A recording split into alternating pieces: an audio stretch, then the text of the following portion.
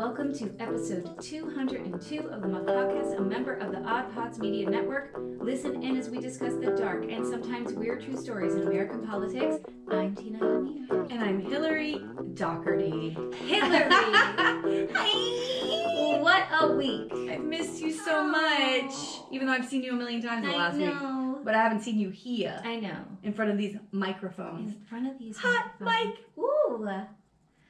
We had a week. We had a fun week. We had a fucking fun week. Well, yeah. I know exactly what popped in your head, girl. Yeah, it was an interesting week.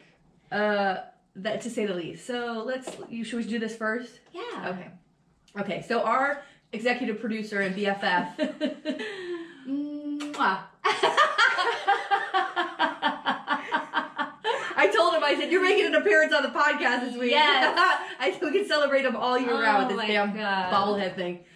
So he's on the board of a place called the Pride Center here in Broward County. It's an amazing place, LGBTQ friendly. They have housing there. It's just amazing meeting center, offices. Anyway, he's on the board there, and so he was chosen to be one of the men of style. I mean, so it's a big hoity-toity. It was very hoity-toity fundraiser, sort of like charity event, but it's the who's who of worst plastic surgery in Fort Lauderdale. First wives, second wives, I don't know what the fuck's going on. Oh my God. It was just a crowd that mommy does not ever associate with. Like, I don't go to Blue Martini at Galleria Mall. Oh. If you know what that is, you know what I'm saying. Yeah. Like, I don't go there, so I remember when all that opened. Do you remember that? I just remember going with my friends. I was probably in my mid-20s. Yeah, I remember to Blue Martini. I think once, right? You do it once, and I was like, this is not for us. Yeah. Like, it's where if you're a young woman who's attractive, you go there to look for your old rich husband. Yeah. And he's almost dying, but honey, you're gonna jump on that bone and get some of that fucking gold. So it was very awkward and weird. Did we make a mistake? Damn it! I knew I went wrong somewhere. I should have been riding that old Bologna pony. But honey, these ponies are so old, they're about to get sent to the glue factory. I mean, and I was thinking about that last night. We've talked about this on the podcast. Listen. Oh If there's an understanding between these two people of like why she's there and why he's there, then do it. Do your thing, honey. Live get it. that money. Live it. Listen. Live it. Do it. Not for me though. Okay. No. Anyway. No. It doesn't make me like a better person. That's for sure. It doesn't matter. Okay, that's beside the point. That's the funny aspect of like the whole thing. But so Alfredo's one of these people, and it's a runway show, and they dress him in clothes, and he walks around. I was watching those videos. It's fucking hilarious. He was so cute. So cute. So happy. So cute. I mean, it was. I loved every minute of it. But also, like, me too. But also, like, just to see joy. Like, he's expressing, like, this joy. And for all the people who's screaming for him. Like, we all jumped up when we come on the runway. It was just exciting. Aww. It's going to make me cry. Don't cry. It was so well, here's the tea, though. Uh-oh. So, I got there. You were walking around with Melissa. And Alfredo and I were walking around. This is before the show started. And I see this woman. I go, oh! I said, that's Chippemarca's wife. And I texted Tina. I said, abort. Chippemarca's wife is here. Like, I don't know if she knows who we are, but like, I was thinking there's a good chance that this motherfucker is going to be here. Because this is a scene that I've talked about for 4 years. Yeah. This is the scene that Chippemarca and his wife can walk around in and never be talked to. Never be confronted. Never say, hey, you have voted for and been a part of some of the most dangerous policies that have come across the state of Florida as a Republican in Blue Broward, like, you are also responsible for. These rich white motherfuckers are never gonna say something to these two. Ever. Okay? So, it was fucking shocking when we're sitting in the second row, in front of us is reserved seats, and here comes his wife, and I was like, oh my God. And then who walks up? Chip motherfucking Lamarca. There he was. 2 inches from me. And by the way, there he was. I'm 5 champagnes in, and I was like, this is not good. Like, I literally was seeing like the whole, like around Chip, it was like this. Because of all the stuff that we, I was like falling into a hole of like, holy shit, this moment is insane right now. This is insane. The very first thing I did was look at his hands and go, yeah, he does have the I told you! And then I think I turned to you and I go, isn't he as small as I told you? Like, isn't he as small as you expected? So the thing that was most interesting to me, though, is, we're there and there's this beautiful drag performance that's about to start. And guess who hightailed it right out of there? He can't be there for that. Hightailed it right out of there because imagine someone taking a picture of him looking up watching a drag show. And here's the other thing that I don't even know why he was there. I don't even know why. Because his rich wife is like on a board dragging him. Yeah, she drags him over because so she he can. Was at the other thing that I went to. I saw her make an appearance and then he can fucking leave. Right. Although, like, who gives a shit? But here's the thing. So here's the thing, though, that he didn't expect is that sitting next to us was a friend of ours who he said hello to because he knows her, and she was right immediately like, hey, what about this? What about this? Like asking him, pushing back on the things that he's done, which is what we need. We need people in these circles to do things like that, to ask those questions, to put him on the spot so that he doesn't feel comfortable. And I've said that before, these two should not leave their house feeling comfortable that someone's not going to say something to them and hold him accountable for what he's doing up there. This is how he's able to think he can get reelected over and over again and come back and maybe run for commission because he thinks he's very comfortable here. And and we're not doing anything to make him feel like he's not comfortable, by the way. Yeah, I mean, my feeling, though, was like he was just very smug. I don't think he was impacted by it at all. You know what I mean? Like, he doesn't care what, and I don't know. He just, I don't know. What a moment. What a moment. So, what else? What else do you have? Christian Ziegler. Oh my and gosh. His wife Bridget, who is a Moms for Liberty person. It was lovely to. I mean, I'm not saying it's lovely to see that he got in trouble for sexual battery, assault, whatever he's being charged with or accused of, because that's terrible for whoever the person is involved. But I just love seeing the hypocrisy of, a woman who has impacted the lives of how many I don't children. Think you need to go back to who these people are. Oh, yeah. So she's a Moms for Liberty person, part of all the book banning and all of this. She's a co-founder. And a school board member in Sarasota County. And her husband is the chair of the Florida Republican Party. Yes. Okay, so a big political Republican Party. Yes. And it came out this week that a woman called 911 and they filed charges, or they're investigating to file charges that he sexually assaulted a woman that he was in a thruple with his wife. And they were in a relationship with this woman. And the thing that gets me is go do what you want to do without abusing someone. Obviously, you want to have a thruple. But then don't sit there and talk about morality and how we're harming the children and we can't do anything with LGBTQ, we can't say gay when you're engaging in a thruple. Well, and the worst part is this too. It's have you listened to the 911 call? It's horrific. And also he has now come out, and so did the wife, and said that they were in a relationship with this woman. They have both said that now on the record with the police. Yeah. But they say it was a consensual relationship, which I'm sure that it was. Okay, until the fact when she says, I don't want to have sex, and he allegedly raped her. Not only that, he was filming her during sex, and she said not to do that. Then he said, I deleted it. Then he admitted to the police. Then he uploaded to his Google Drive. So he has all of that. So the morality police of the Florida GOP, which, by the way, that party is fucking imploding. DeSantis asked for this guy to step down, but probably because he's a Trumper. Right. The guy supports Trump and not DeSantis. Otherwise, he'd be allowed to stay there as long as he wants. He's probably going to stay there anyway. DeSantis holds no fucking power in that party. And so, And also, people in glass houses. I know. You're removing books from school because they have LGBTQ relationships, and you're fucking another woman? I know.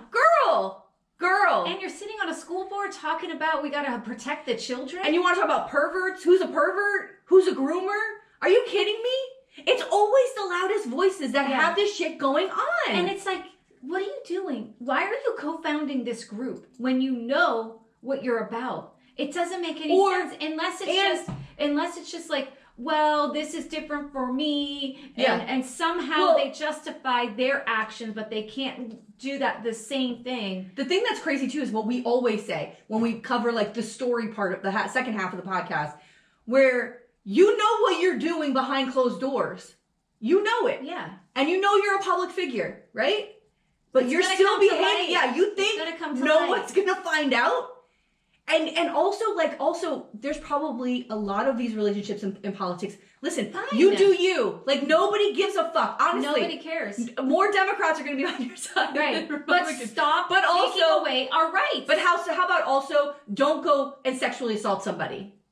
Like, as much as it's like, oh, look at these hypocrites, there's also a victim here. Yeah, that's what I'm saying. Like, I'm not celebrating like that this happened because there is someone that is, you know, has been hurt and endangered.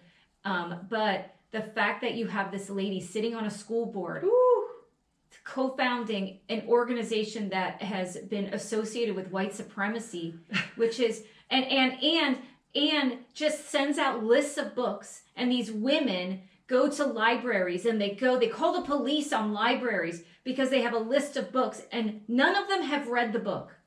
That's the other Moms thing. for Liberty. Like, how do you ban a book that you haven't even read it? You look at one sentence, they don't understand context, they don't understand anything. Moms for Liberty put a statement out saying they stand by Bridget Ziegler, right? Oh, yeah. And the next day she was like, we were in the relationship. Yeah. that post, they take it down real quick. Yeah. They took that post down real quick. Oh my God. Yeah, you do? That's hot. That's hot. God. But also, I sent you and Justin a funny fucking tweet that Wes put out, Wes Davis, and it was the mother from Matilda, who's Danny DeVito's wife, but in Matilda, she's got this blue eyeshadow, and it said, Moms for Liberty showing up to a school board member meeting, because they do have that fucking weird-ass look. Weird look. Yeah, ugh. I don't know. It's not shocking that this came out, but also it's, you know, I just hope that, I really do hope that this goes through, because of course we have this guy's lawyer who's already out there saying, he put a statement out saying that he's maintaining his innocence, he's innocent of this. And this is what happens when you're a public figure. You get a political attacks and people attacking you for money. And that's what we've always done to women, right? That's how we try to silence them, right? Is you're just coming after me because you want a payday. No, I think she wants you to be held accountable. And by the way, her friend called 911 because she was so scared and upset. I didn't hear the call. It's really fucked up. It's exciting Florida news. Well, the other exciting Florida news is that debate between my God. DeSantis I still haven't watched the whole thing. Newsom. I haven't either. The clips alone. Oh, girl. The clips alone of DeSantis. They've gotten me through the week, okay? You know, utterly uncomfortable, smiling weirdly always.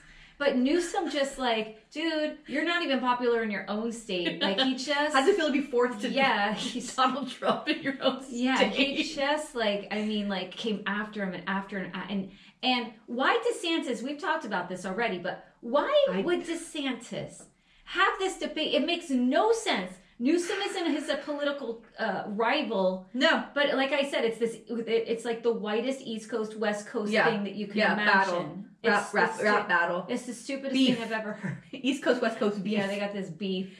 Yeah, but sorry, DeSantis. Here's what You're a Florida man. Florida man can't win. Oh my God. Florida man can't win. The fucking best part too is that Gavin Newsom is incredibly attractive, and he's got that BDE, bitch. He does have BDE. And you know, Don't you think he should run for president? Girl, I told you a year ago. I know. I told you a year ago.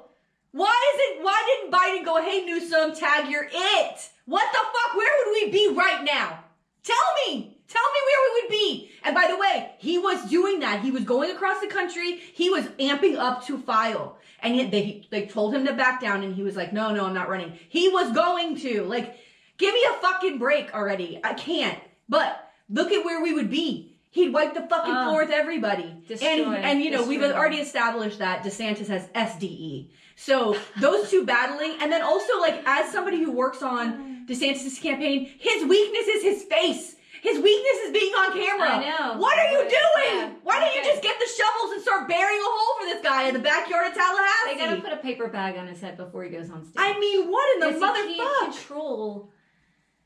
he can't. There's It's something like, going on there. And you see that he's upset, but he's trying so hard to be like, this doesn't bother me. You know what I mean? And but you see how much it bothers him through this fake kind of trying to smile through it. It's weird. And he's so proud of himself. Proud of himself. And what he's done here. It's shocking. And also what I said to you, and I think Justin it was the same text with Justin, was we've never had a Florida candidate who can go after DeSantis like that. No.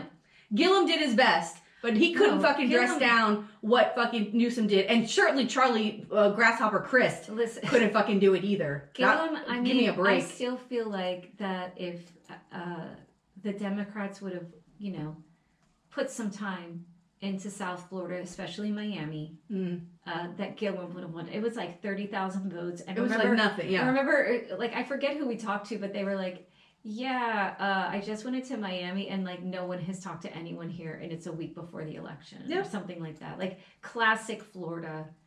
I would comment on the party, but I've decided I'm not doing that anymore. So you can go ahead. You got something to say about the party? Well, I mean, can we get some boots on the ground in important areas? I don't know. I don't know. Do you want to win? Yeah. I don't know. I don't know. Oh, here's something fucked up. So Peter Antanucci. It's an A. There's an A in there. He was our supervisor of elections here when DeSantis removed Brenda Sipes from office. Oh, yes. Because Brenda Sipes was incompetent. Yeah. Well. I know she just passed away. Rest in peace. But girl, every election was a disaster. And he removes her from office. I agreed with that decision. Sorry, everybody, but no, she was not doing a good job. And she wasn't, because when this guy was placed in, no problems. Ever since we've had Joe Scott, who's now our supervisor of elections, no issues. They're running that fucking place like a machine. So good. So she had issues. Anyway, so he was our temporary Broward supervisor of elections. This is what he's been doing for 40 years. Anytime a governor needs to take someone, remove them from office for whatever reason, they put him in anywhere, and he's a Republican, but he didn't, there was no shenanigans here, right? There was no agenda. He just did his job, and he did it fine. So after Joe Scott was elected here, Antonacci, DeSantis started the election integrity committee, right? And so he asked Peter Antonacci to head it up. Great. Although only 20 people in the entire state of Florida in 2022 voted and weren't supposed to. 20! Right. 20. Well, and out of the 20, that's some of the people that it wasn't their fault. The majority of them, all these cases were thrown out. Because they received letters from the state saying they could vote. But so glad that's where my money's going. So, yeah. Aren't you? So, apparently, so Antonacci, he died. So, he's appointed in July 2022, and he died in September of 2022. At the Capitol building. Oh. So, what happened was there was a meeting, and it was about elections, because they know that because now the press has been asking for the agenda to the meeting. What was the agenda? What was going on in the meeting? Because and there's elections people in the meeting. So it was something about elections. Okay. He left abruptly in the meeting, and they don't know if there was an argument or something happened, but he abruptly left the meeting and went out into the hallway and proceeded to lay on the floor of the hallway for 24 minutes, dying. Wait a minute. Nobody helped him. What do you mean? In the Capitol building, where the governor's office is, this man laid on the floor, security camera. Were people around? No. Nobody walked out. Nobody walked down the hallway. He laid there dying for 24 minutes. When somebody finally came out, they pulled one of those defibrillators off the wall. And apparently he had heart issues. And they tried to resuscitate him. They had a very weak pulse. They called ambulance, obviously. And he was declared dead when he arrived at the hospital. But nobody really knew the circumstances, and they've been trying to get... So Florida Bulldog, our good friends Dan Christensen over at Florida Bulldog, has a whole expose, and now it's like fucking blowing up because they will not release details. Oh, but the other thing is, so when somebody dies like that... Did he walk out like, I gotta walk out of here, I'm in pain? He just abruptly left the meeting. But that's what they're saying. That's what they're saying. But abruptly could be like, I'm not feeling right, guys, I gotta get out. That could be it. It could be there was an argument or something, and he just... Yeah. But that could be like, what are these details? But also, what happened when he walked out? Right? Here's the fishy But if fishy he thing. falls down and they don't see him, I mean, like... No. Okay. But here's the fishy thing. Here's your conspiracy if you want one. The state doesn't ask for an autopsy. No autopsy's done.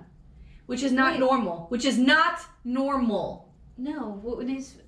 Because when Lawton Childs had a heart attack in office... Yeah. In 80-something, I think it was... They did an autopsy. If you're in a state building... Yeah. And something happens to you... Well, that's what's normal, is to do an autopsy. I think they have to do one anyway. How old was he? 74. So maybe they're like, well, he's old. We don't need to do and he had a history of heart disease, but... Right.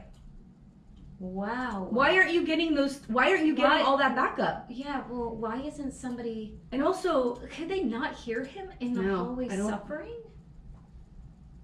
I mean, wouldn't you hear someone like, moaning? And like, why didn't he, like, is he so masculine that he can't, like, knock on the door and be like, help? Or say, my heart hurts, I need help? 24 minutes is a long fucking time. Well, I mean, I would like to see, like, is he, like, passed out for 24 minutes? He was laying on the floor. Or, like, conscious enough to be, like, moaning and groaning? Like, how do you not hear moaning and groaning outside the door? Unless they're, like, bulletproof, soundproof. No idea. But I feel like it's old buildings up there. I don't know. It's That's fishy. Up, it's man. fishy. And DeSantis' office will not comment. They won't get involved. I don't like it. Especially when someone dedicated like 40 years of their life to helping you run this fucking state. And you don't want to find out. You out of everything. Yeah. Alfredo, Wow. what do you think? Something fishy's happening here. I know. Oh my god. Okay, what else? I got another thing. The only other thing I have is Santos being expelled. Girl. Bye, Diva, bye. He was a bitch walking out of there, too. Bye, Diva, This reporter was like, what do you have to say to your constituents? And he goes, as I'm no longer a member of Congress, I don't have to answer your questions. I was like, ooh, bitch. All right. By the way, is he out? By the way, is he out? Like, is he out? Is he? I mean, we don't know anything about him because he's just he lies all the time. Here's the other thing too. Like, who cares? Here's the other thing too. I haven't seen him. I don't really. George Santos, I know he's a piece of shit, but like, I don't look at him all the time. When you look at these pictures when he was elected and what he looks like now, he looks like a complete different person. And he's clearly wearing. I know that a lot of his money that he stole allegedly, but he went to Sephora. He's wearing a lot of makeup. Did you see the fucking light colored foundation this motherfucker has on? That's not your tone. You need to go back to Sephora and ask them to help you match your skin. You have to match your skin. Sweetie. You gotta always look at your inside. The inside of your arm. Mm-hmm. Okay? Otherwise you're gonna go too dark. Yeah. It was too light. Oh, it was too light. It was too light. It looked like white chalk was on his face. Oh. I don't know what he's doing. But that sounds bad. By the way, bye. Bye. Yeah. And we had an opportunity to expel him a couple weeks ago, and they're like, let's wait till this investigation's over. And now we had reason. Otherwise, he could probably come back and say, that this man was even elected. You know what I mean? 3 years he was there. Yeah. And my husband and I were talking about this last night. Like, we can get mad, and we say it on here all the time. Like, we can get mad all we want at the George Santoses and the Marjorie Taylor Greens and the Boeberts. They don't get in there on their own. Yeah. It's not their fault. That was a lot of the comments that I saw with the George Santos being expelled. They're like, now do Marjorie Taylor Greene, now do Jim Jordan, now do Boebert. I'm like, they didn't do anything illegal. Yeah. If you get them elected. Yeah, but if you get that, if they dumb people, I'm sorry, around them are like, this looks like a good choice. Yeah, but if they break the law, fucking A, get them out. Absolutely. Yeah, of course. But maybe do some voter education in some area. I mean, what are we talking about? We're in the worst state in the land. Yeah, but that's fucking Lamarca. Here's something else that is really interesting, and you and I and everybody else in Florida really needs to pay attention to. It was on the front page of the paper a couple days ago in Sun Sentinel. The U.S. Senate Budget Committee has opened an investigation into Citizens Insurance Company in Florida. Oh, yeah. Okay? It's a state-run public insurance company. It's supposed to have a lot of money. It's the insurance company of last resort because there's so few and far between. But there's a lot of money. It's from what I thought, that it's like it's got the money to cover stuff. It's not like some of these other. Well, that's the investigation. Because where's all the money? Here's what happens. If you my house is old. I think I was built in 49. if your house, the insurance companies here do not want to take any risk because it's too risky of a state anyway. So they're going to give you if your house, if you don't, if your roof only is 15 years old, you're out. If your house is older than 1980, you're out. And like, so you can't find insurance. There's tumbleweeds going by. You can't find anything. Citizens was created to give this it's your last resort, right? So Citizens takes all these policies on, but then they're told they have to purge policies because you have too many. Because then because that happened to us. Because we were on Citizens a million years ago, and then all of a sudden you get this package in the mail, and it's like, here's your new insurance. Yeah, and you're like, oh, fuck. Oh, what company? It's 5 times what I was paying at Citizens. And it's some random company you've never heard of. Right. You know what I mean? It's not like it's like some big, like a State Farm or something. Like, and you can always, that happened to us, and we ended up finding a better company that was cheaper, but at the same time, it's scary. Hard, it's very scary to get that letter because then you have to do a whole new inspection on your house, and God knows what they'll find, and then what the fuck are and that's where we are with our insurance so high because we have one area of our house that still does not have the hurricane impact windows. You have to do that. I'm telling you, the credits that you'll get for that. We're doing that in the next couple of months. Yeah. But just that alone. No, it's a lot. But to do, that it's like another 15, 20 grand. Yes, so I know. You have to like dump money in to try to get some relief from the insurance because that's what they do. They're like, oh, you have an old door. Oh, there's a crack over here. Oh, anything that they can do. Especially if you're having heart problems. I'm grabbing my chest like fucking Antonacci. Like it makes me fucking nuts. Maybe that's why he had the heart attack. Someone said something about Citizens and he was like, oh, fuck, I gotta get the fuck out of here, my house. Like, it is scary as fuck. Stressful. So, what our governor's been doing, for God knows what the fuck reason, although, I gotta tell you, you say something to him and he's gonna deflect that shit so fast that he doesn't really understand what he's doing is causing investigations to get started. Good. Because this stupid fuck... Although, I mean, when I say stupid, here's the thing, here's how I feel about homeowners insurance. Shh. Yeah. Right? Oh yeah, I need a new toilet, but shh. Yeah. Shh. I need insurance though, right? Like I need insurance. So like that's alone. Yeah. So when he's like, well, Citizens isn't solvent, is what he said. Which means that if there's a major fucking storm, they cannot pay out. Where is all the money though? Oh, so I want to see this White House, Senator, I think it's Senator Sheldon Whitehouse. I love this guy. He's the one who's all over that fucking Supreme Court. Amazing, from Rhode Island, this motherfucker. He said, because this idiot's going around telling Citizens insolvent, which again, shut the fuck up. They're opening an investigation because he's worried that if a major storm hits and Citizens can't pay up, then the state will ask the federal government for a bailout.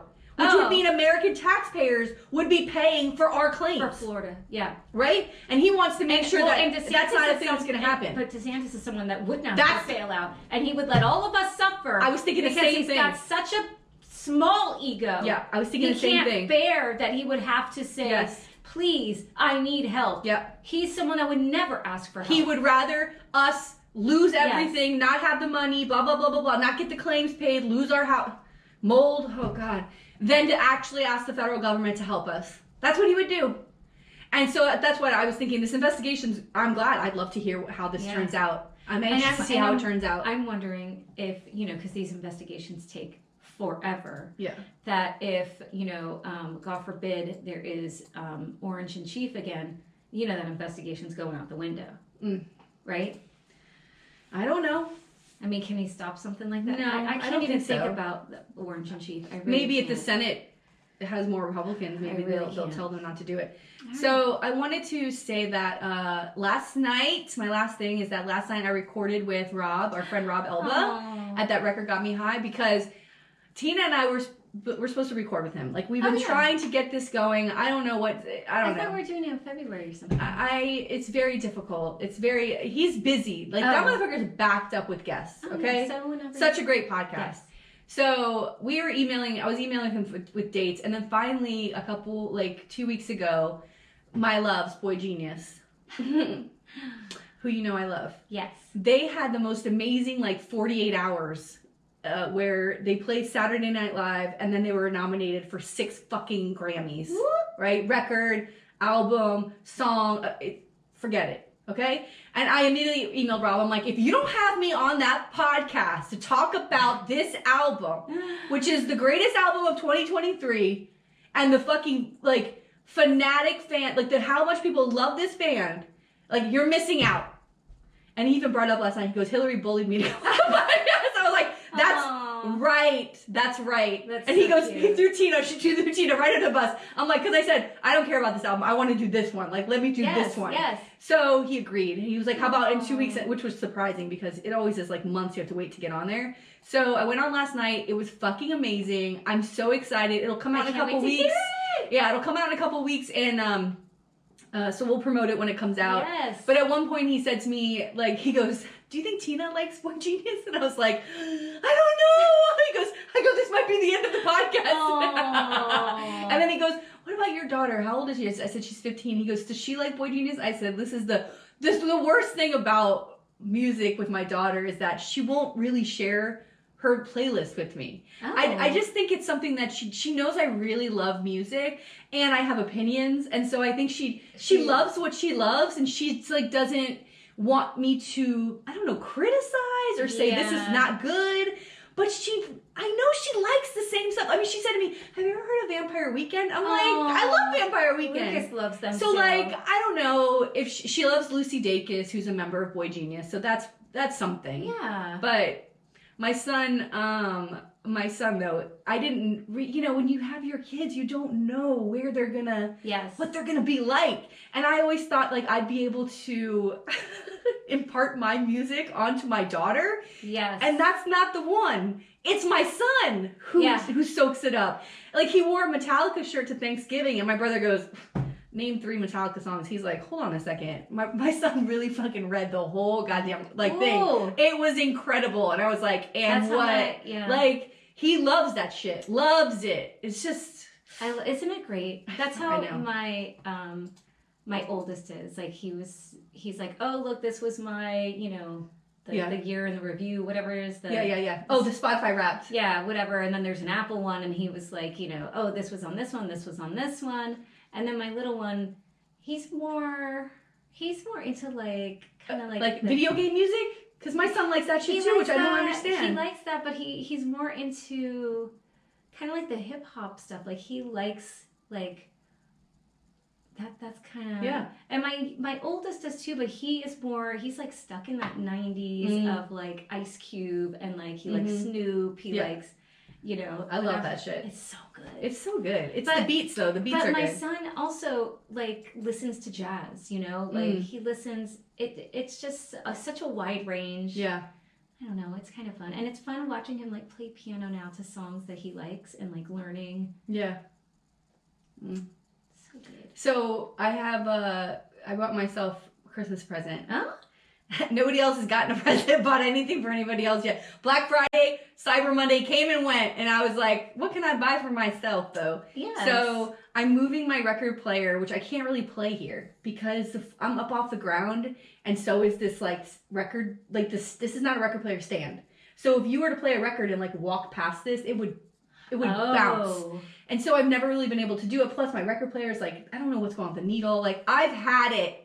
I just want something easy. So I bought a record player stand, and I have another desk like around the corner where it's more solid. This is not like it is out here. So I'm going to get rid of that desk, which is already broken anyway. I'm going to put the record player stand there. I got a rug I'm going to put underneath it. It's a really cool looking rug. And I got a new record player coming. I'm excited. This whole area right here, right in front, behind this camera, is going to be my dance area. Oh my God. I have 2 Phoebe Bridgers records that are still in the I've never, well, no, they're not in the plastic, but I've never played them because I don't want to scratch them on here. Right. Oh my God. I'm excited. Exciting. Oh, all my records, I'm like fucking dying. And this record player plays Bluetooth. Oh. So I could even like attach my phone to it. Yes. I have to say, I love records. Oh, me too. And my son has been going to this little record store. Like, I have to say, he goes 2 or 3 days a week, like just to go look at records. And so I went with him, and the guy's like, he's here all the time. And he'll buy. He's one of these guys now at the record store. He's like the guy in the record store, and he doesn't like buy stuff every single time, obviously, but he found like this old Beatles that was a live recording from like the 60s. Wow. And he was so excited about that. So I was like, nah, we're not going to get it, but. Well, that's what I was thinking. Now that we're. Christmas present. Oh, there you go. Look at you. I know, That's what I was cute. thinking. Once I move this in here, I could take them to the record store and they could pick stuff out and listen to it. And that here, record store is so awesome because I love it. I love that. they have like Radioactive. Shout out, right? Radioactive. They have like brand new, but then they have, you can find like some really good stuff. Every time I go, I find. I mean, I was when they were at their old location. I would go in there. Sam Cooke, you got Sam Cooke? Yeah. Never. Finally, one time I'm like, please. And she's like, oh, this just came out from behind the. She had it like behind the counter. She's like, someone just dropped this off, and I was like, ah! I was so excited. It's so fun to like just even when like you look at it. There was I was there the last time and I was like, oh shit, I forgot about this band. I used to listen to them all. You know, just stuff like that when you kind of get reminded of stuff. My new obsession with records is the live recordings of the Rat Pack. Because in Vegas, like Rat Pack recordings, these motherfuckers were on stage drinking and smoking cigarettes and shitting on each other left and right, like just tearing each other, making cracks at each other. It's hilarious. So and then they start singing, you're like, what the fuck? It's beautiful. Like those are great records. Those are great records. Like my new obsession is like these Rat Pack live recordings. Oh, so cool. Yeah. All right, well, I guess we should do a story. I guess. Mine is very short. Okay. And I thought, we're heading into the holiday season. Yeah. So today, I'm going to tell you the story of when Christmas was banned in New England. No? I hate this place. I don't want, the war on Christmas should not be a real thing. Now what is this? Oh, no, this is old-timey. I know, I can tell it's old-timey because there's some superstition or some bullshit. So, it's the Puritans. I gotta tell you, too, Puritans. the last story with the Centralia and the curse, I can't stop thinking about that curse. I know, it's kind of creepy. That was a great story. Oh, no, it's a great story, but... I can't. Yeah, you gotta... The curse was real. I can't think about how that curse was real. You can't mess around with the priests. Not the old-timey priests, like when they were like legit priests, you know what I mean? No. You're less legit now because you're a little bit handsy. All right. Oh God. Okay. I'm going to hell every second of my life. I'm going to hell every second. No. All right. So, we know that bigger cities in early America observed Christmas, but when celebrations went too far, New England Puritans banned the holiday for years. You gotta love these Puritans. You gotta love them. I mean, they're not on the level of like these Moms for Liberty people, but they're kind of that's where we're at, right? They're like the Puritan Moms for Liberty. So our story takes place in New England in like the late 1600s, 1700s. Like, oh my God, this is very old. This is very old. All right, so we know that the Puritans came to America because they wanted to set up their own belief system. They didn't want to be persecuted for, what their religious beliefs were and all of that. And while Christmas was celebrated in England, the Puritan Parliament, so it kind of started like in England because there was a time where the Puritan Parliament was the one in charge, and they ended up outlawing like Christmas celebrations in England. And the Puritans, like in America, end up following suit later on just because they are so conservative about particular things and what worship should be and all of that. Because remember with the Puritans, like you couldn't dance, you couldn't wear bright colors, you couldn't. If you were a child, you had to walk and always keep your eyes down, right? Like you have to always be humble before the Lord, Like imagine this life. And also it's like those are the sort of communities that breed abuse. Right. Right? Like the parents had too much power, the fathers have way too much power, and things start to go awry, and there's nobody like holding these motherfuckers accountable. And it's also a time where, when we move into like the whole witchcraft thing that was happening is because people were like letting loose in the woods, right? And getting a little wild, and they can't have it. They can't have it because everything is sinful, right? God forbid. Oh my God. Dancing naked in the moonlight in the woods? That sounds like Teen Time Tina what you used to do. Let's do it now. Can I do it now? Where are we going? I said used used to because I was going to say something that Tina would do, but I didn't want to put you there. But okay. Whatever. Tina would do. Alfredo. What do you have to say, Alfredo? Tina! Stop dancing naked in the woods under the moonlight.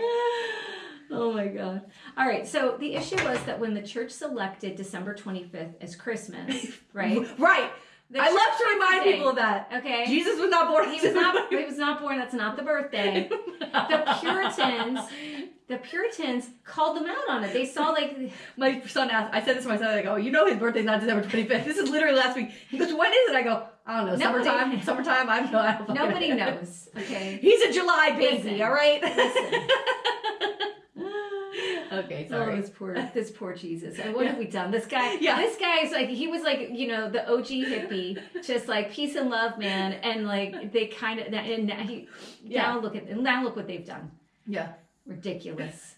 All right, so the Puritans saw. I keep thinking about like the evangelical, like the televangelists who are like, in Jesus' name, amen. Yeah. And then he goes backstage and his secretary's blowing him in the fucking office. Get the fuck out of here. In Jesus' name, amen. Oh my God. And then they're crying. Yeah. Well, you know he cries after he comes. I mean, that's a real thing. Ew. Oh my God. Do you need a tissue? Because I need one for my eyes. I'm crying. Go on with Christmas. Okay, sorry. I'm so sorry. All right. So the Puritans saw it as capitalizing on the pagan Saturnalia holiday, right? Because the solstice. Right. And so we know, too, that as a way to bring pagans on board and sell them this idea of Christianity, they used pagan holidays to infiltrate their Christian ideas. Right. So it's an easy way, right? Oh, they already celebrate this thing. Now we're going to add our Christian elements, and, you know, they start to try to take things over. So the History Channel explains that Saturnalia, held in mid-December, is an ancient Roman pagan festival honoring the agricultural god Saturn. And because of when the holiday occurred, near the winter solstice, Saturnalia celebrations are the source of many of the traditions we now associate with Christmas, such as wreaths, candles, feasting, and gift-giving. So they basically stole it, repackaged it as Christian, and here we are. And now, and it's crazy because there's all of these like religious fanatics who are like, the war on Christmas, and it's like, man, you don't even know what Christmas is. I mean, if you go and watch that, history. If you watch that documentary Religulous with, I mean, I'm not a big Bill Maher fan, I haven't been for years, but like if you go back and watch that movie, it's incredible when they talk about there was this Jesus in this century, there was this Jesus in this century, there's like, that is the same fucking story that's been recycled through different religions since the dawn of fucking time. I mean, you know, it's not special. No, it's just what it is. It's about control. It's mythology. Yeah, I mean, it's come on, man. You know, just like I mean, it's ridiculous. And they use that bullshit to control women, try to control women, and just make the LGBTQ community disappear. And God knows what else. Ban books. Get the fuck. It's who cares? I'm so over it, man. All right, so you would think, though, that the Puritans would want to keep the day holy and not work and all of that. But that's not how things were. Stores, schools were open on Christmas for a long time. It wasn't until like hundreds of years later that like we have it as like a national holiday and all of that, right? Like it just was not celebrated like we do now, with it being observed, and churches were actually closed on Christmas, but businesses and schools remained open. Wow, what the hell? That's weird. It's weird, right? So Clemson University professor Jonathan Beecher Field noted, quote, the Puritans were very concerned with a very scripturally based form of worship. There's not scriptural evidence for Jesus Christ's birth on December the 25th. Christmas was added to Christ about 400 years after he was alive. So they're trying to like be, I guess, really focused on what the Bible says and not all of this other nonsense, right? Because they're just very devout and they just see it as, again, as a way to capitalize on things, and that wasn't their jam. So History.com noted that Stephen Newsom, who wrote a book called The Battle for Christmas, he said, quote, the Puritans tried to run a society in which legislation would not violate anything that the Bible said, right? Because they're a theocracy. And nowhere in the Bible is there a mention of celebrating the Nativity. Puritans believed Christmas was basically just a pagan custom that the Catholics took over without any biblical basis for it. The holiday had everything to do with the time of year, the solstice and Saturnalia, and nothing to do with Christianity. So that's what they're bulking at. And, they're like, oh, those papists, like we can't get those. But I mean, they're not wrong. Catholics involved, right? And so they're just like, we don't want nothing to do with this. So some things, according to Medium, that were done at Christmas time in New England were, 1, firing off guns into the air, which people still do. Right, and they shouldn't. God. But like New Year's Eve and stuff, people. It's just the extension of the dick is so fucking gross. Getting incredibly drunk. Hold on. Happy New Year! You're an idiot. Who the fuck wants to do that? By the way, that's scary. It's scary. Where are those bullets flying? Yes. Where are those? I know I've probably talked about it on here before, but there's a Kurt Vonnegut story, and I think it's called Dead-Eye Dick. And the story is about like someone who like shoots a gun off, and there's like a pregnant lady vacuuming. And it comes down. Yeah, because you don't know where those bullets are going. Fucking assholes. Yeah. What the fuck is with this? So, the other thing, having sex with people, including people not your wife, mummering. Oh wait, this is all stuff that's banned. No, this is what they were doing at the time. Oh, okay. Yeah, this is what people were doing. Okay, mummering, which I'll get into and explain what that is, and then not going to work. So the Puritans are like, we can't have people doing all of this stuff. Like that's against our like whole Puritan vibe, right? So they're like, we got to get rid of it. So the major incident in 1659, there was a law called the penalty for keeping Christmas that was enacted. Whoa. And the law lasted for 22 years. Get the fuck out! What? And if anyone did like wassailing, feasting, gift giving. Wassailing? Here we come, a wassailing along the sun.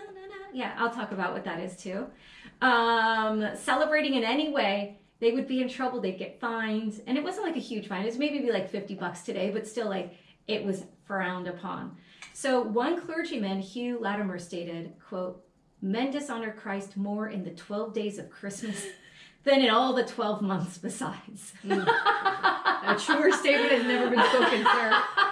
Nothing says get into the 12 days of Christmas like fucking somebody who's not your wife. Or, I don't know, going to work. Get the fuck out. What the fuck?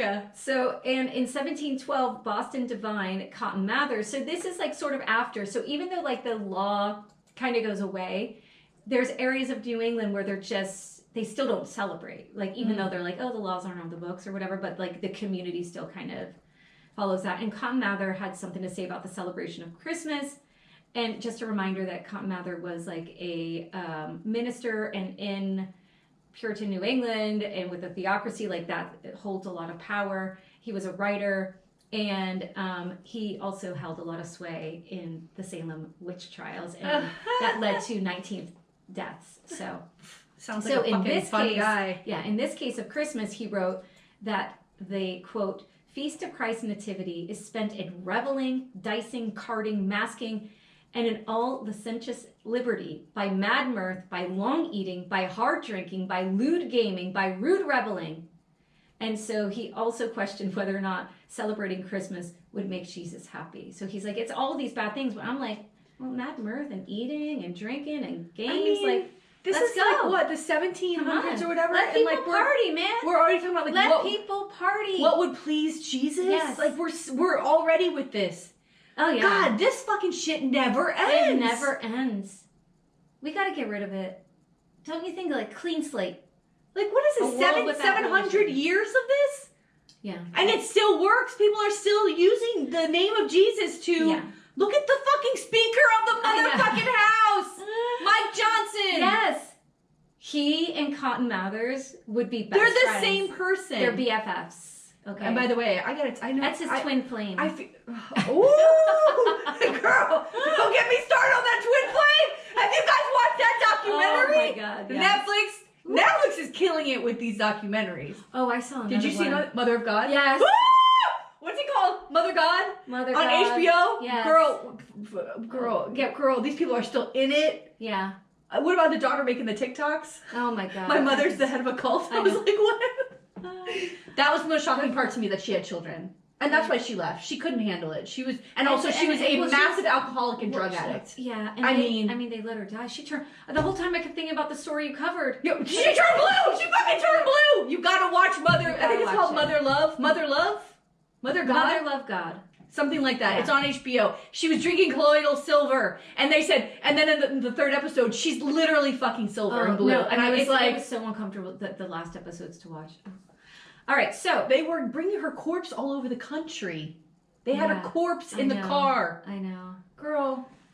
So, back to Cotton Mather's. The level of mental fucking illness that's running rampant in this country is so fucking insane. It's a shame because clearly she needed help and she didn't receive it, and she was young. Like, when I saw how old she was, I was like, oh, she looks so much older, and it's awful. Also, though, I'm jealous that she had this, that she could fucking bring people along and convince them of something. I wish I could be the head of a cult. How do I do that? You gotta have so much confidence in yourself. Yeah, but all they do is, like, rip people off. I mean, they're, like, selling all that stuff, trying to raise money. Oh, yeah, all this shit. They were selling colloidal silver. Yeah, I was like... The best is the guy who... Oh, yeah, the money guy. You knew he didn't believe in any of it. Yes! And as soon as they're like, we're going to go out to, like, Oregon or Cali, and he's like, oh, yeah, I'll hold 4. He was always on the computer looking at those numbers. I'll hold 4. I'll take care of things. Yeah. He was making his move to take all that money. And then they bring the corpse. They brought the fucking dead body to the house, and he dipped with... He called the police and took $300,000 and dipped, and I was like, he's so smart. He played the long fucking game in here. Yeah, he played the long game. He saw what this was about. All right, sorry. No, that's such a good documentary. Go watch it. All right, so as a result of all of this, things that were condemned were caroling, wassailing, and mummering. So let's talk about wassailing. Yeah. So from the song, like I was singing, It sounds dirty, honey. Well. You want to go wassailing tonight? No, it's not. So originally, wassailing comes from the word wassail, which was a drink. Okay. No, I've never heard of wassailing. So it's kind of like mead. But it was with cloves and nutmeg and sugar. So it's kind of like a holiday fall vibe, right? Yeah, spicy. I could see you making something like this. Right? And all those, I love it because it's like, oh, those are flavors we still use today for the season. Course. Like, it's kind of cool. Yeah. And there was what was called the wassail bowl, and it was like 10 gallons large. Holy shit. Right? And so it's like a big vat of like this spicy beer. Yeah. Okay? But rich people had it. And they would drink it on New Year's Eve. And then over time, like throughout the holiday season, and over time, poor people would sing outside of the rich people's houses so that they could get some of the wassail and like some food, So that's why it was like, here we come a wassailing among the leaves so green, right? Because they're like, we're here singing. Can we have some food, please? Right. Can we have some beer? So, but these rich motherfuckers, it never ends. It never ends. You bitch motherfucker. Fucking wassail mother. But according to the article Wassailing Through History, there were some bad incidents with wassailing. So essentially, like over time, folks thought that they deserved the same level of food and drink that the rich gave to their own families. Wow, what a concept. And if they didn't get it, so it would be like, oh, it's a holiday time, and like they're all having this party. They're going to come out and wassail, like, give us, like, something. Dance, and boy! And if they didn't, it was almost like trick or treat, like Halloween. Like, you don't give us a drink, you don't give us some food. They would get violent. They would vandalize the homes. Yes, like trick time! It's trick time, motherfucker! Oh my You got a big vat of fucking wassail? Yeah. You're not going to hand some over if my kids are fucking hungry? Yeah, I just want a ladle. You rich motherfuckers! I want to wet my beak a little bit. That's Why all. don't you just throw a sandwich and hit me in the face with it, you son of a bitch? Oh, we don't like it. They just throw the wassail in your face. You, goddamn it, these rich motherfuckers, it never ends! So one event in particular occurred when 4 young guys went to this, it was this couple, they were in their 70s. Okay, so they went to their home. Just beat them. It was Mr. Roden who made this special wine from pears called Perry. And it was this is just like an old couple. Okay, so they show up and start singing, and they ask him for the Perry, but the guy says no, and the men insisted. So the men promised to bring payment for the Perry, but when they come back, so they like have some Perry or whatever, they come back with this like this fake coin. They're like, and then the next thing you know, like this fight breaks out. Roden later testified they threw stones, bones, and other things at Poole in the driveway and against the house. They beat down much of the daubing in several places and continued to throw stones for an hour and a half with little intermission. They also broke down about a pole and a half of fence, being stone wall, and a cellar without the house, distant about 4 or 5 rods, was broken open through the door, and 5 or 6 pecks of apples were stolen. What did you expect, sir? Yeah. It's just like the episode of Curb Your Enthusiasm when they write bald asshole on your door because the teenagers weren't dressed in costume. What did she say to Larry? How about you just give him the candy next time? Yeah. How about you just give him the Perry, bitch? Yeah. Give him a cup of Perry. I would have burned that motherfucking house to the ground. Well, I feel kind of bad. This old couple's just fuck them. Business. By the way, fuck them. And also, it doesn't matter how old you are. They feel like they're here, and this person, they're begging for wine, and you're not going to give it to them. It's the holidays. Go fuck yourself. Woo. I can't stand these rich motherfuckers. It doesn't end. It doesn't end. That's how they are today. Yeah, it's true.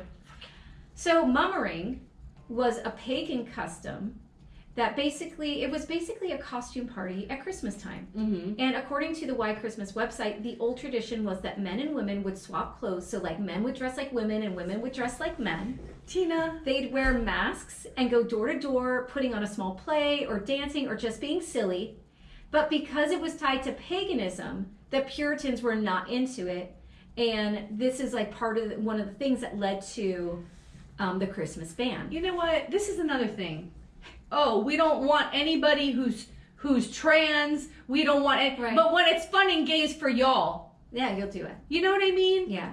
Motherfuckers. So an Atlas Obscura article on mummering further explains that some of the outfits were things like gruesome disguises, giant horse heads, and whatnot. And they'd even wear like their underwear outside of their clothing. You know, and their underwear was like different than ours were today. But it was just about being silly and having fun. And we can't have that.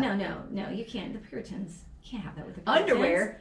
I know. I mean, they're known for their super prudish ways, and they did not like these traditions. Again, it's all tied back to pagan customs, and so for them, that's like the devil, right? So they want nothing to do with it. So they saw the wassailing and the mummering as being sacrilegious and disrespectful.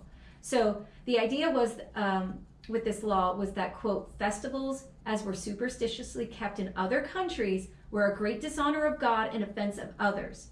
And anyone found celebrating, again, if they were found, quote, feasting or any other way, shall pay for every such offense 5 shillings. So every time, oh, you're wassailing, that's like $50.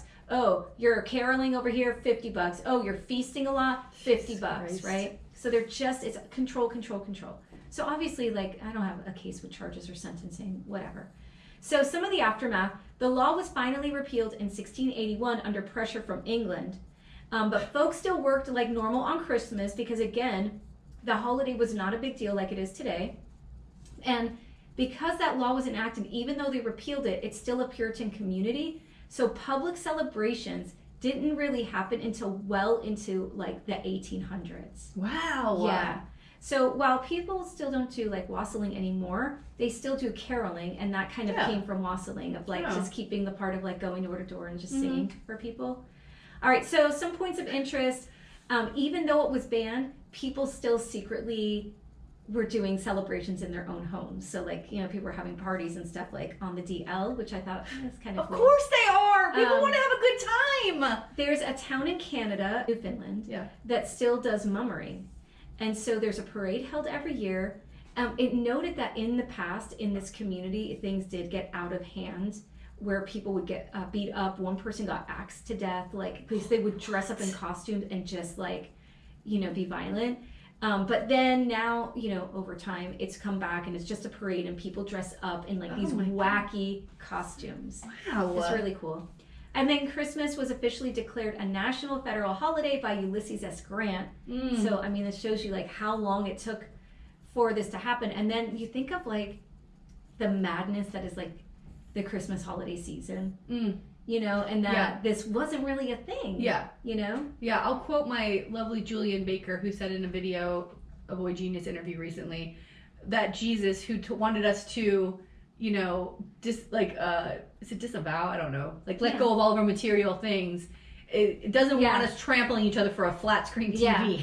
In his name. In Jesus' name, I pray for the flat screen TV. Oh my God. And then my last little point is even the founding fathers, Washington, Jefferson, even Ben Franklin, didn't celebrate Christmas. Wow. Although John Adams did hold a small Christmas party in the White House. and it was just for like the kids. It was like, oh, let's do something fun for the kids, and that was like one, I think the first instance, and then I think it was maybe much later that I can't even Isn't that imagine weird? not having a Christmas holiday. yeah. So that's the story. That's the story how so Christmas fucking got good, Tina. banned. I just thought I saw it and I was like, oh, this would be fun. So good. So there you go. Love it. The end. I wanted to tell you that I went to see a movie on Sunday called Saltburn. Oh. Tina?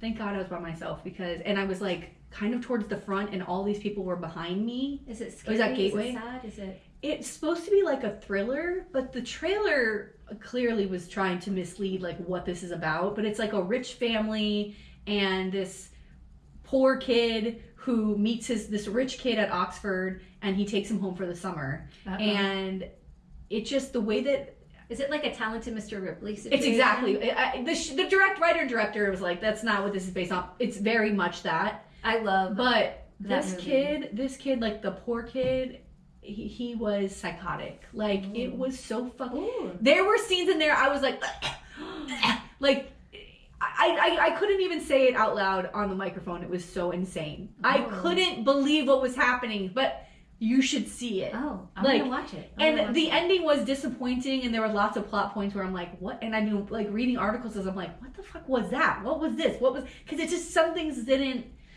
add up, and I think she kind of let it go at the end where it should have been like kind of wrapped up better. But the scenes that were like outrageous, it's insane. So good, so good. Okay. Apparently she made a movie.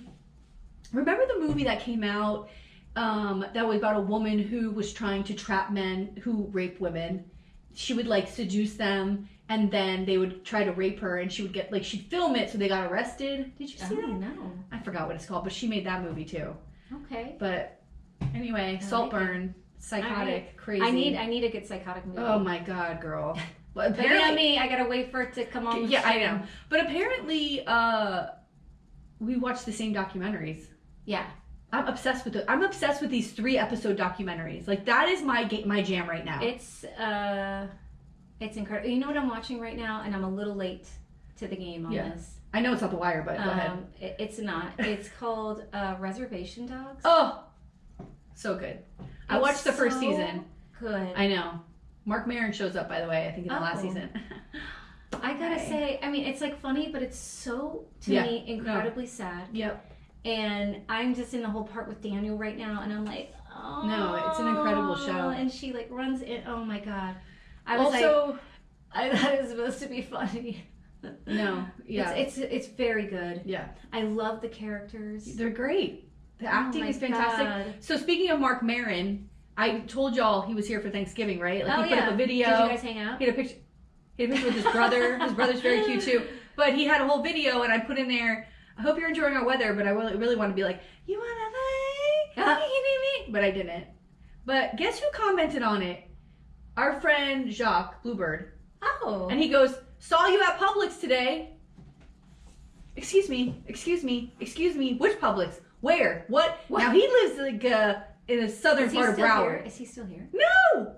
Oh, but he's left? like in the, Maybe Bluebird's in the southern part of Broward. So it must have been over there somewhere. But, sir, how do you not call me and say Mark Maron's here? How do you not put a butterfly net over him and hold him till I can meet my future ex-husband? Please! Saw you at Publix. I was like, what? What? I told you he was here. I told you. Can you believe this? I was 1 degree away from Mark Maron. Yeah. Mark Maron. Mark motherfucking Maron. Mark Maron, you know. Oh, by the way, too much did everybody like our episode last week? Did everybody like our episode with the Patreon episode? I heard great things. Oh, did you? Yeah, I heard it was funny. Everybody loved it. Come on, man. Come on, man. It is funny. Join us on Patreon, guys. Please, come on. help us out. Follow us everywhere. Yeah. Go follow. Can you guys just go follow the YouTube channel? I mean, come on. Ooh, that's a good idea. Just go follow the YouTube. Just hit subscribe. I mean, do you think I like to get up on Saturday? I get up on Saturday, do my makeup, and then I go, after you leave, I slink back into my bed and I pull my comforter up like this, and I watch Great British Bake Off, which is like the highlight of my life right now, I have to tell you. But that fact that I have makeup on makes me feel like I have to go do something. Oh. Like someone else has to look at this. I feel like I should put more makeup on. You have the most beautiful skin. No. You don't need makeup. I am the ugliest bitch on the planet. Oh my God. And that's I it. actually, we're by the way, gonna get in a fist fight right now. By the way, this morning I was looking in the mirror and I'm like, maybe I just won't wear makeup today on the podcast. And then I thought immediately, I was like, girl, who are you kidding? Who the fuck are you kidding? If I ever did that, the second we were done, I'd be like, we have to delete that video. We're just putting audio out this week because I'm not doing what I did. None of this is true. Do not listen to all her true. right now. Do not listen Tina, to her. You've never even Lies. seen me. I barely have eyebrows. That's okay? not true. Okay, good. I'm glad you said that. I'm going to do one eyebrow and then I'm going to send you a picture. I'm not going to put on the muck. Fuck you guys. I'm never putting that up. But you can see I got one good eyebrow and one bad eyebrow. She's crazy. When I was in high school, I plucked all of these hairs. That's why this eyebrow's a little fucked. Because this right here, like this little chunk, I plucked it all out. Because I didn't know what I was doing. Nobody was giving me guidance on what to do. And all I want to do now is give advice and guidance. And my daughter wants something to do with makeup. Oh. I know, it's fine. But also, like, can we put makeup on? Like, everyone that danced with that homecoming dance, I was like, put makeup on. And she was like, okay. But she doesn't give a fuck. She's so beautiful, though, that she doesn't My daughter, she doesn't forget about it. She's And she's so fucking funny. And so here's a funny story. She was walking home. I talked to her when she walked home. She was walking home from school, and she always pets this fucking strangly out fucking cat, some weird cat. And I hear somebody go, right? And I was like, okay, I'm not going to bring it up. I'm not going to mention it. I don't want to, like, make her uncomfortable. But, like, this is here we are, 15 years old, walking home, and some fucking dick is doing this, right? So she gets all the way to the house. I hear her come in, and she goes, somebody wolf whistled at me. I was like, yeah, I heard it. And she goes, I didn't know who it was because it was somebody had done it from the school bus. And, like, stuck their head out. So when she went to look to see who it was, their head was coming back in. And I said, I know. I said, dude, it's so weird. It's so fucking gross. And she's like, I love high school. And I was like, woo! She liked it. I mean, it made her feel good. And I was like, I get it. You get, you yeah, know. I like it. I like a wink. I like a wolf. Listen, at this age, give me the wolf with I bought a bottle of wine. This girl carded me. And I was like, thank you so Isn't much. It the best? It's the best. Oh, I didn't tell you what happened at the end of the event the other day. What? So I'm leaving the event, going down. There's a little street called Byeee. Oh, yeah. Okay. And I'm driving along, and two kids are drag racing. One in the one lane that they're in, one in the lane that It's a one-way road that I'm heading towards, and I see the lights coming at me. Oh my god! Fast, and I couldn't comprehend. It was so weird because I was looking at it, and I'm like, what am I seeing? And then I was like, oh my god! I ended up almost on the sidewalk. I had to. My god! Like jerk my car, and I said, thank God. And there was a lady walking her dog, like maybe 30, 40 feet ahead. That if it would have been 2 seconds different, I would have killed a person. Oh my god! Or I would have been killed. Yeah.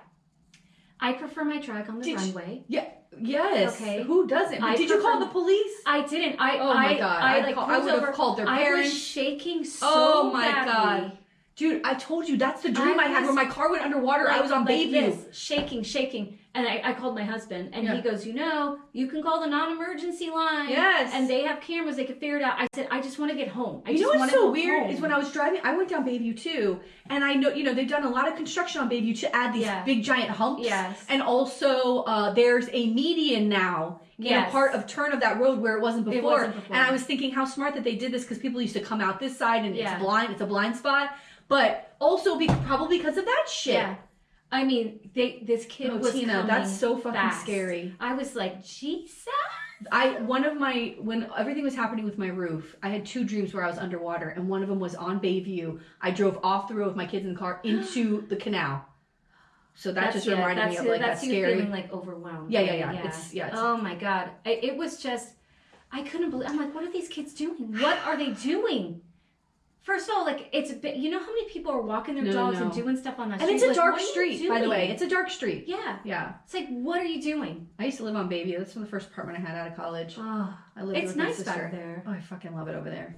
But got these snotty ass kids in their expensive cars that they can race. It's stupid. So I was driving with the kids home a couple weeks ago, and there was a car right on my ass, and then doing this, going faster, trying to get around. So finally, at one point, we get to the same light, of course, because that's what happens. You get to the same light. Yeah. And he's next to me, and his windows are down. And I said, all right, we're going to have the end of this.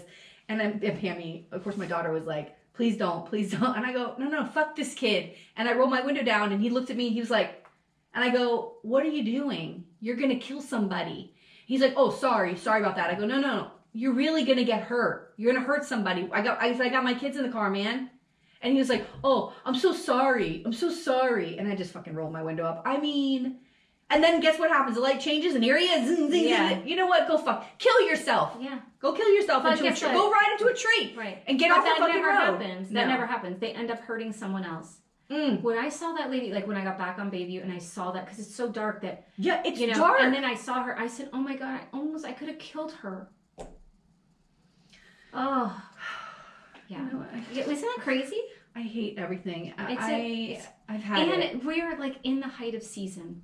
So you the driving, it's the fucking worst. Like, I don't know if people understand, if you're not, if you're not from here, get the fuck, you should stay home. Like, I have a fucking plan, okay? I'm sure I've said it here. Between the hours of 7 and 9 in the morning and 11 and 1 and 4 and 6, stay off the roads. Stay off the roads, tourists. Yeah. Or snowbirds. Yeah. You shouldn't be driving, because Monday through Friday, we all have to go to work. We have to go home at lunchtime, It's whatever. so much. Get the fuck out of here. There should be a law. They shouldn't be driving. It's so much. They don't know where they're going. No. They don't know where they're turning. No. A guy literally stopped on a moving road, and I looked over, and he was trying to find where... This is not a place to park, sir. Yeah. You're in the middle of a fucking road. And I don't think people who don't live in Florida understand what happens when the snowbirds come. Oh. And yeah, we'll take the money. Like, we need it in this state. But as soon as I seen those license plates, I'm like, I know. Oh, God. It's so crap. I was trying to get my son to his swim practice, which normally takes 10 minutes. And it was like 25 minutes. And I was like, why? Yeah. Why? What is happening? And Why good luck getting through the intersection at Oakland Federal. It's like everybody wants to go to Target. That's the worst. The day after Thanksgiving, it was already like from maybe like the day before Thanksgiving until after Christmas. You can't get through that intersection to save your life. That's the worst. Add 20 minutes to your travel time. Add 20 minutes, and then you get to stare at Trump supporters. Like, it's just, oh my God. It's no good. All right, well, all right. That's what I had. That's the end of the podcast. Bye. Oh, thank you, executive producer. It was so good to be here today. Maybe we'll see you at our wrap-up. We haven't decided what we're doing for wrap-up yet. Maybe we'll see Alfredo again. All right. Congratulations, man of style. Ooh, Thank you. Thank you. Bye. Bye. Bye.